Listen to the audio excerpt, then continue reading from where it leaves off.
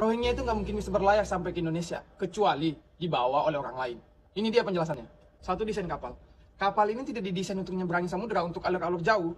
Karena secara logika berpikir bernavigasi, sedangkan kapal gua yang mesti nyeberangin laut Andaman sana, dan India sampai ke Indonesia, itu mesti terombang ambing. Apalagi kapal kayu. Ombak setengah meter aja udah kebot. Mungkin udah kebalik kali kapal itu. Yang kedua adalah rute kapal. Rute kapal mereka itu dari Myanmar sampai ke Indonesia. Itu adalah open sea, Samudra Hindia.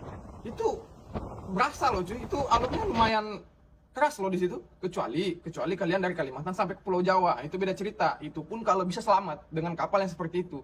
Yang ketiga adalah bahan bakar kapal. Ini gue jelasin ya, bahan bakar kapal itu nggak sedikit cuy.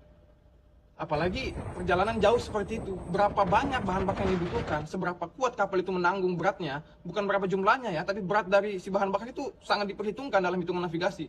Dengan kapal ukuran segitu, berapa ton bahan bakar bisa sanggup dimuat, belum lagi muatannya manusia, belum lagi makanannya. Yang keempat adalah bahan makanan. Ini yang banyak perdebatan, karena ketika sampai di Indonesia bahan makanannya masih banyak, terus buah-buahannya masih segar katanya, sayur-sayurannya masih bagus. Secara logika, kalau perjalanan dari Myanmar sampai ke Indonesia, misalnya, oke, kita let's say seminggu atau 2 minggu lah misalnya, itu tuh bahan makanan udah pasti basi nggak sih? Karena nggak mungkin ada freezer di sana, nggak mungkin ada kulkas. Terus juga berapa banyak konsumsi yang harus kalian makan gitu loh untuk sampai ke Indonesia, karena jumlahnya itu bukan 10-20 orang, ya ratusan cuy.